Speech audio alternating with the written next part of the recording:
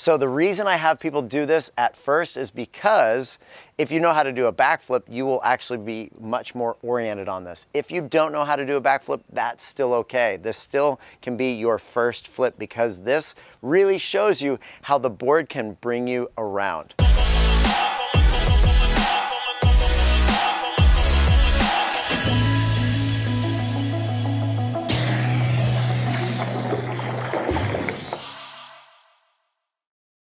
What's up everyone, Shaun Murray here, and today I want to walk you through how to get started on some of your first wakeboard flips. This is going to be a toeside back roll and a heelside back roll. Both of these are going to be going slow and only just starting at one wake.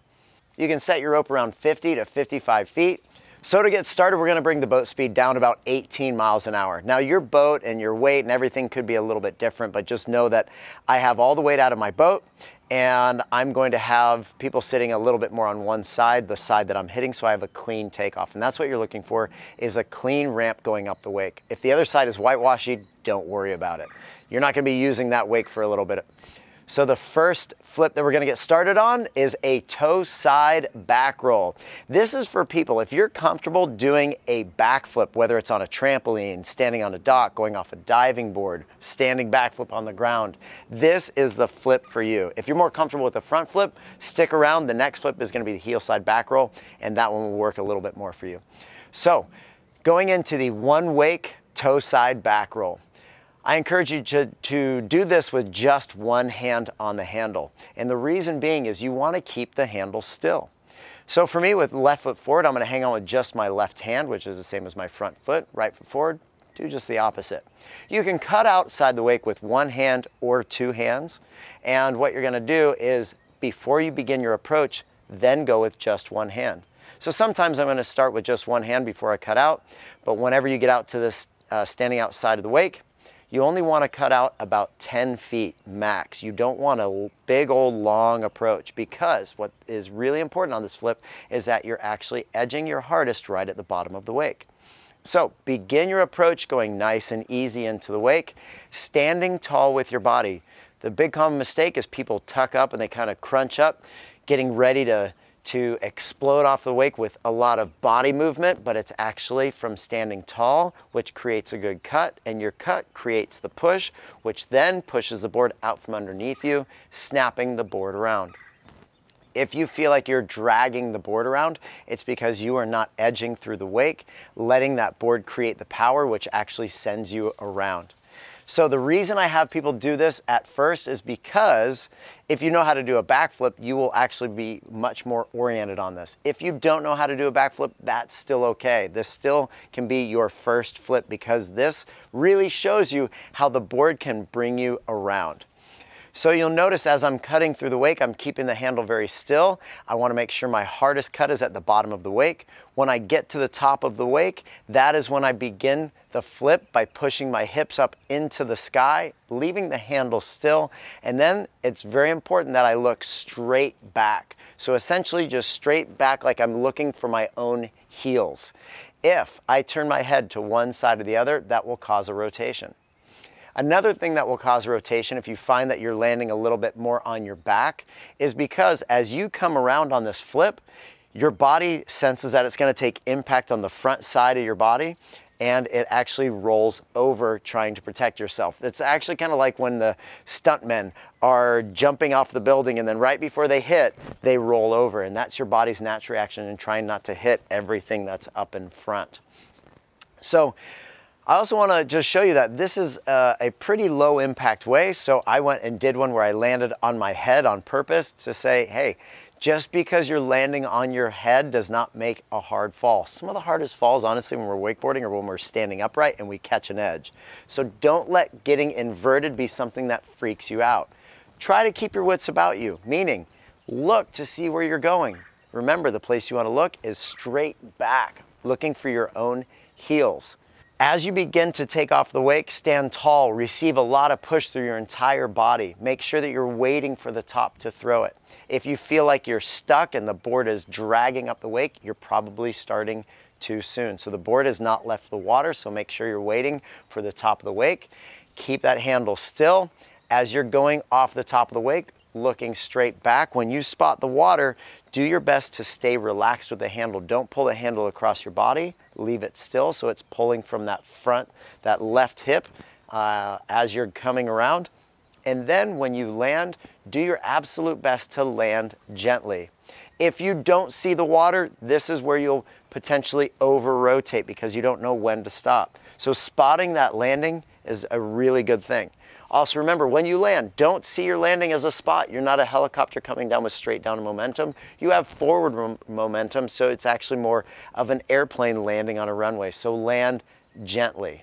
You'll actually see that this flip, when you are doing it properly, the board carries you around. If it is not carrying you around, make sure that you are edging through the wake.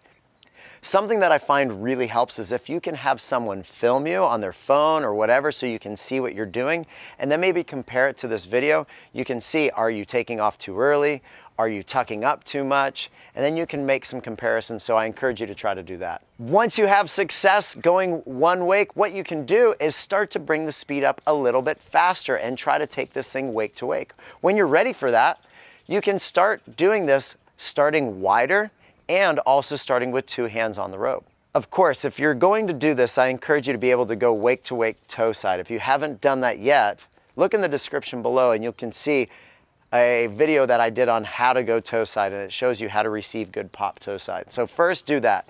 Once you have that, it's gonna be combining the toe side wake jump with this toe side back roll. But remembering to keep the handle down on that front hip, starting nice and wide.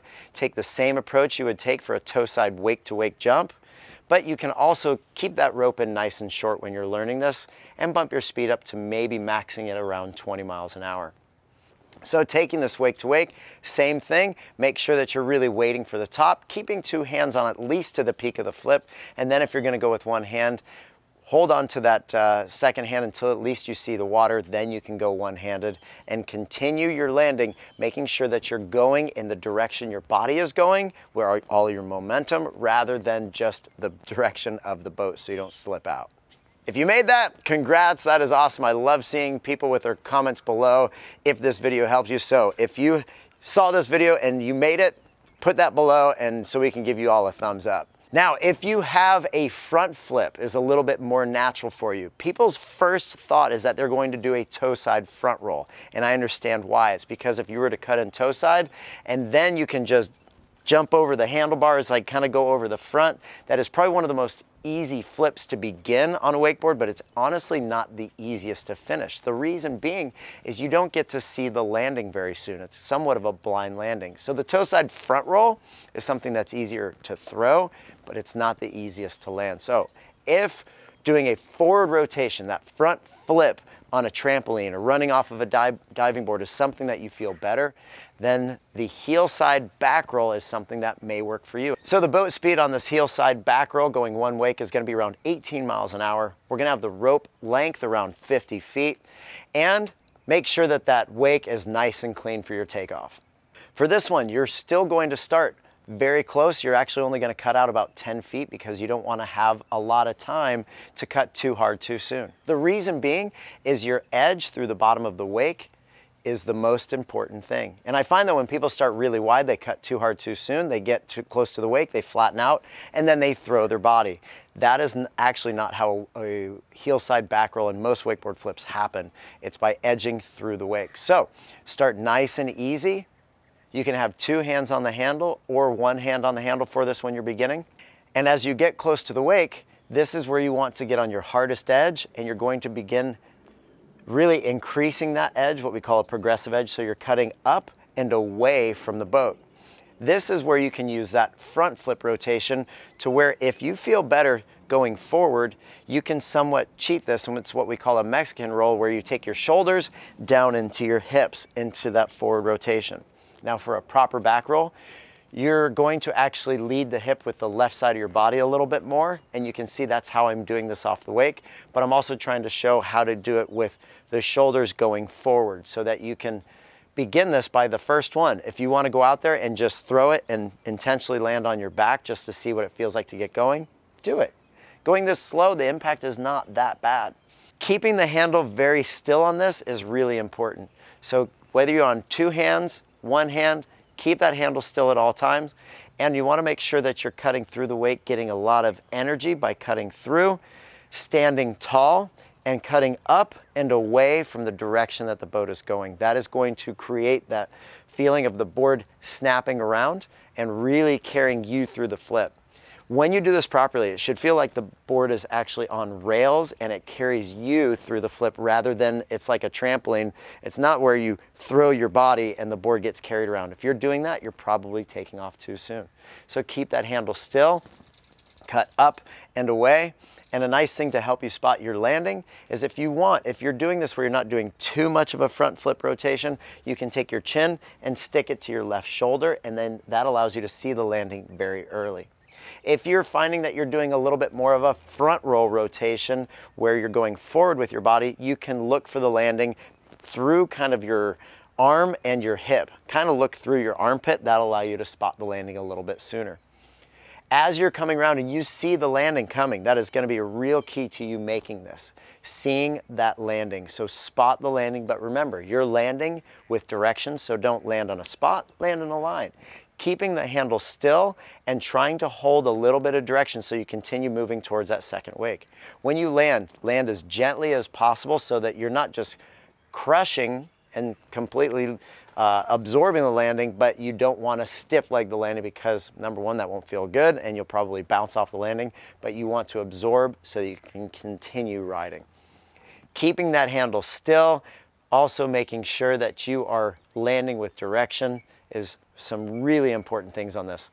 After you've landed this a few times, you're going to realize that you want to go wake to wake. You might be able to bring in the rope a little bit, maybe 5 feet, but you're also going to want to bump the speed up 1 mile an hour or 2.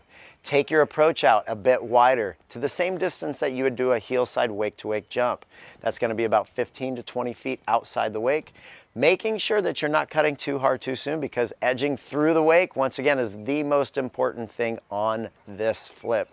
Keeping the handle still, holding your direction, and absorbing the landing with your legs, strong and gentle. So I tell people, land like a ninja cat. Not just a ninja that land really quiet. Not just like a cat that lands really quiet, but like a ninja cat. So you imagine like a ninja cat would land really quiet. You would not hear it. It'd be the opposite of quiet. I'll stop. Okay, so those are the 2 flips. The toe side, 1 wake back roll, and the heel side, one wake back roll are the flips that I start most of my students on and find the most success. Some people want to do the tantrum. I will do that in another video. That's where you cut in heel side, come off the handle with 1 hand and do a straight backflip. That one actually takes a bit more finesse, a little bit more technique. There's a bit more happening. When it comes down to it, these flips, you need to be still and let the board pushing into the wake and pushing up and around be what carries you through the flip. So hopefully this has helped you guys. And if you guys have more questions, comments, tricks you want to learn, put that in the comments below. If you guys want to like and share, that is always appreciated because then YouTube wants to push it out even more. So something I really appreciate. If you guys don't subscribe, maybe do that. And if you're going to do that, hit the notifications bell.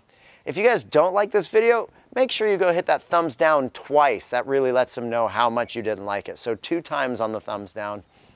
And no matter what you're doing, always enjoy your ride. Peace.